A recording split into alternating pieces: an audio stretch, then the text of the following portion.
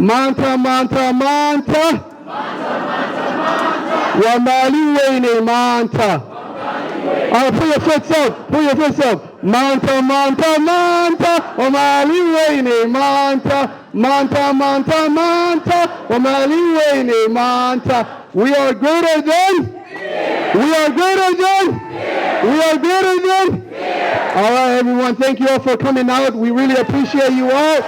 My name is Pastor Martha Bardwell. I serve as lead pastor at Our Savior's Lutheran Church in South Minneapolis. And I have to say first that I am just so inspired and touched by the witness of the Somali community in this moment. When the president's hateful and slanderous words struck fear in you this weekend and put a target on you, instead of shutting down in panic, what did you do? You opened your doors wide and you called us together to share a meal?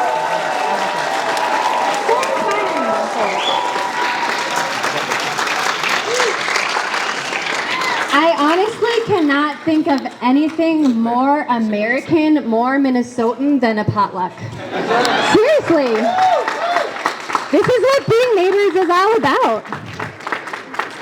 And yet our president would have us believe, us non-Somalis believe that the Somalis are terrorizing our communities.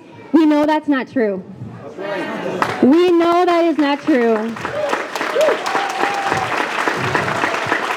Minnesotans across race, across faith, across place, we all know that that is a lie. Because you are our neighbors, you are our family members, you are our friends, you are the business owners in our communities, you're our healthcare providers, you represent us in the State House, you are pillars in our community, you are woven into the fabric of Minnesota.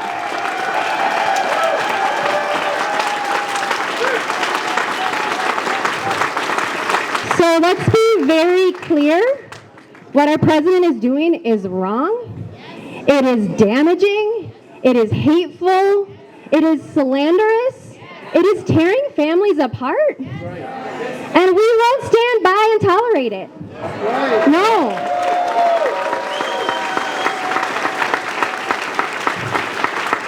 We are here.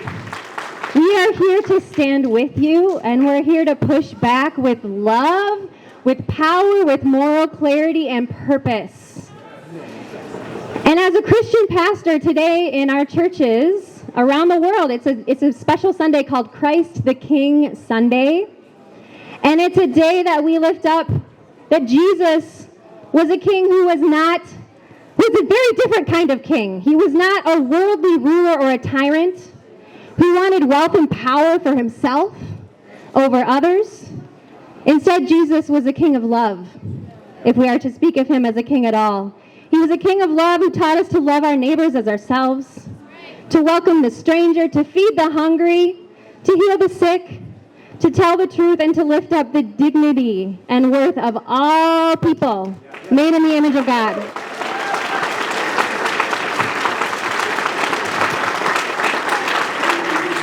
And for his message of love, Jesus was himself scapegoated and targeted and othered by an unjust system. And so Jesus calls us very clearly, those of us who would call him king, calls us clearly to stand in solidarity beside all of our neighbors who are scapegoated today, who are slandered today, who are othered today, who are stepped on today, and to tell the truth and to seek justice.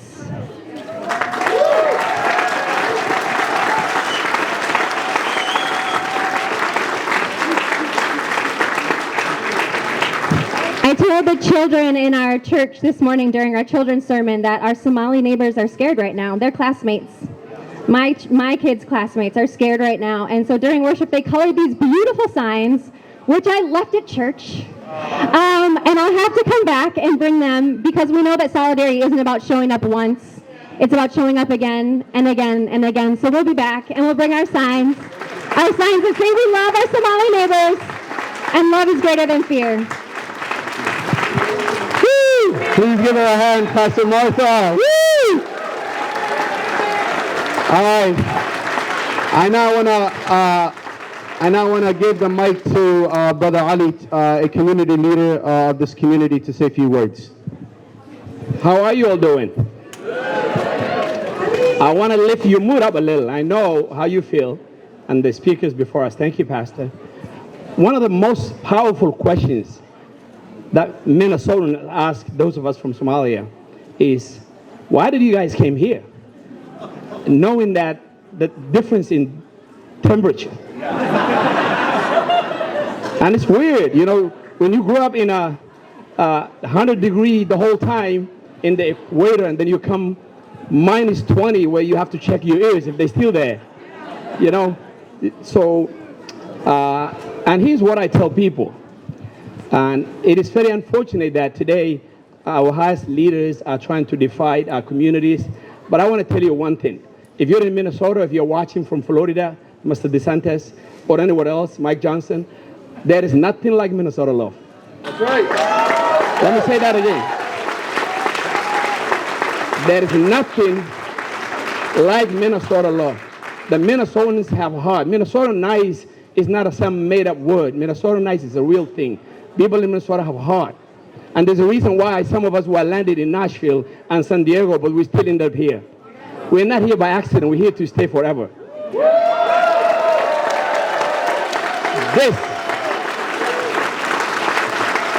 This is our state. This is our country. The Somali community loves this place better than anywhere else. But here's the thing. We have to be very careful with our leaders, because you see, when there's hate, the last thing you want to do is to fight with hate. Because the love frequency and what we've got here today is 10,000 times higher and stronger than hate. That's right. And my message on behalf of the Somali community and the business community and the Minnesotans, my message is this. If anybody committed a crime, that is up to the authority to find out.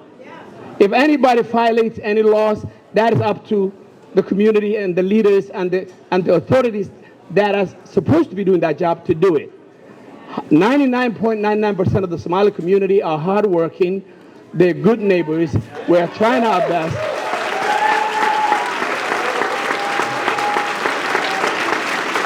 But I can feel my leaders and some of my Republican brothers.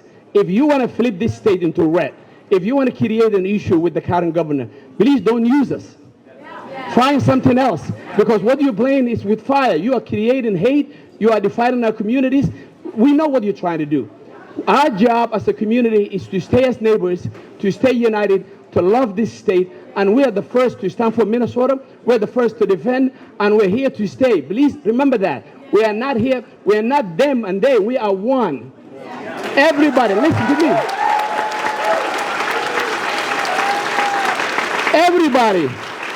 Everybody was they before they become us. And we are us, and we are one. And I want to thank every single one of you for standing with us today. And I just want to make sure to you that in the Somali community, our spirit is high. We're not discouraged. We understand what's going on. And the reason why we forget what's happening in Twitter and other places and X is because of the love of all of you here today that took the Sunday that coming here. So we love you, and we thank you, and we keep moving on. Thank you. I was going to say Somalis know what a dictator look like. And Trump is a dictator. And he's not going to pit us against each other, because we are one Minnesota. Woo! I now want to welcome Sheikh Saif, Imam of the Plymouth Mosque in Plymouth. So please help me welcome Imam Saif Muhammad. Assalamu alaikum. Peace and blessings be with you all. Thank you so much for coming. My name is Saifullah Muhammad. I am the resident scholar of NWICC, that's the Northwest Islamic Community Center in Plymouth, Minnesota. And I came here to support my brothers and my sisters in Minnesota. We are Minnesotans. We love and we care for each and every one of us in this state. And we have to be very clear, and we have to be able to stand with one voice, to be able to speak power to truth, that We support each and every Minnesotan that is in this state. And I am a transplant. I came from Chicago, but I love Minnesota. I've been here for 6 years, and I have no plans to leave Minnesota. Because Minnesota is the most warm, the most kind, the most comforting state I've ever been to. I came from Arizona, and I won't trade it for anything. But I want us to be very clear. Right now, this attack that has been launched on our Somali brothers and sisters in this state is not just an attack on our Somali residents of the state. It is an attack on the entire Muslim community. And we have to be able to stand up and support our Muslim community and be able to say that we stand together. In Islam, there's a concept when we read the Quran, God speaks to us and He says, Ya ayyuhan nas, O mankind, inna khalaqnakum from males and females, وَجَعَلْنَاكُمْ شُعُوبًا وَقَبَائِلٍ, and we made you into tribes and into nations, لِتَعَارَفُوا, so that you may get to know one another. And that's what we're doing here today. We are getting to know one another. We're being able, as our brother Khalid stated in the beginning, we know what this is. This is a distraction. We know what this is. This is a distraction. Our community is facing this president that has come into power came with a promise to be able to support those that are struggling, to be able to give those who need, and to be able to uplift our community. And it was all lies. He has not been able to do anything for our communities, and now what he is doing, he's distracting us from that promise. He's putting us against each other. He's making us stand against each other so that we can forget the real fight that needs to happen, for us to be able to stand for our communities. I just had a community member come to me and tell me, Sheikh, I'm 3 months behind on my bills. I'm 3 months behind. I don't have any more money to be able to put towards my groceries. My children are suffering. I can't afford health care anymore because the rates are so high. That is what our communities are struggling. And that's what we need to be able to stand up and say, we're not going to play into these games. We're not going to be able to be distracted from what the real battle is. That is for us to be able to stand up and uplift every single person in our community. And that is the message of Islam.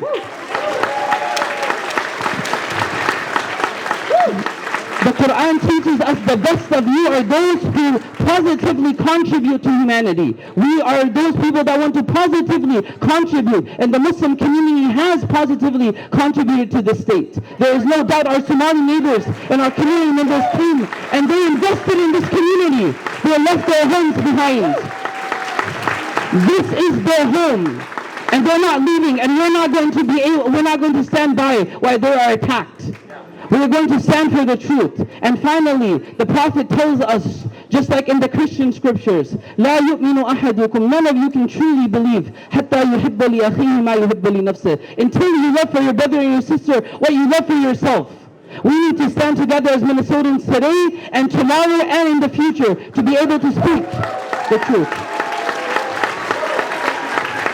And we're not going to allow this president to divide us. We're not going to allow this administration to divide us.